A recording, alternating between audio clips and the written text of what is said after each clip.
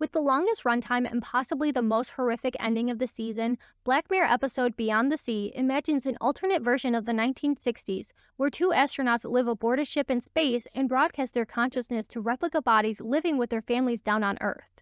Until one man's family is targeted by a murderous cult, leaving him traumatized and spiraling into despair aboard the spacecraft, leading to an ending that truly left me in shock.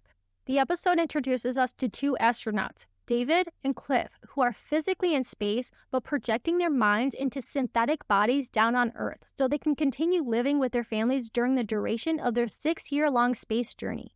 2 years into their mission, a cult breaks into David's home. Disturbed by the artificial nature of David's replica, they attack him, shooting his mind back into his real body in space. He jumps back down to Earth to find his replica has been tied up and witnesses the cult massacring his wife and children before setting his replica on fire. Unable to have a new replica created for him, David is left distraught and broken, spending every minute of every day trapped alone on the ship while Cliff continues to live with his wife and son on Earth. Concerned that he may float himself, which would doom Cliff as the ship requires both men to function, Cliff and his wife Lana decide to let David use Cliff's replica for a short time to get some air and take a walk in the woods, hoping to salvage his sanity. Slightly refreshed by the trip and inspired to sketch Cliff's home, the men agree to an arrangement that allows David to use Cliff's replica once a week to work on an oil painting for the family to hang in their home on Earth. While innocent at first, David's use of Cliff's replica starts to confuse Lana as David quickly develops feelings for her. Having been lonely even with her husband around,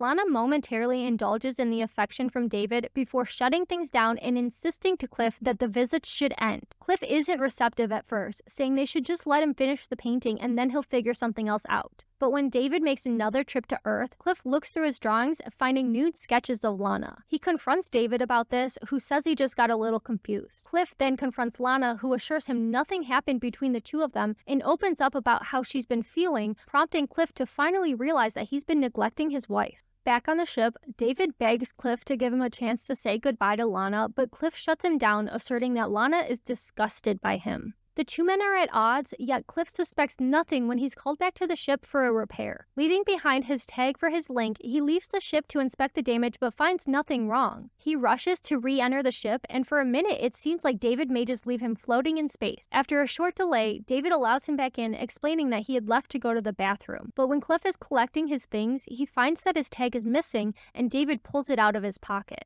Cliff grabs the tag and runs to his link, jumping back into his replica on Earth to find its hands are covered in blood. He slowly wanders the house, calling out for Lana, passing blood smeared on the walls before finding his wife and child slaughtered by David, sobbing as he falls to the floor near a pool of blood. Back on the ship, both men absolutely broken, Cliff approaches David in the communal space, who kicks out a chair for him as if to say, "Now you know how I feel. Come sit."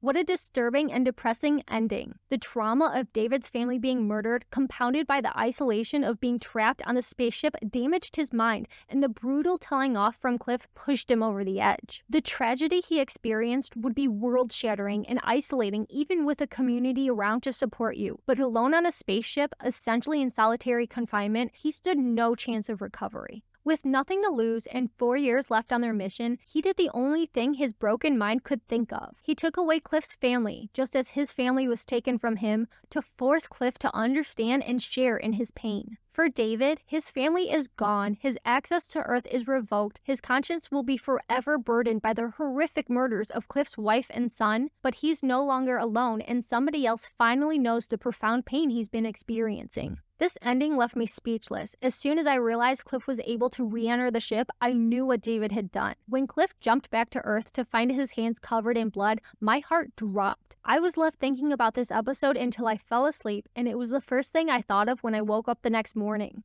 I think the final moments of this episode are going to stick with me for a long time. Well, what did you think about this episode? Did the ending leave you a depressed shell of a person like it left me? Let me know down in the comments. Be sure to like and subscribe. Please and thank you. Bye.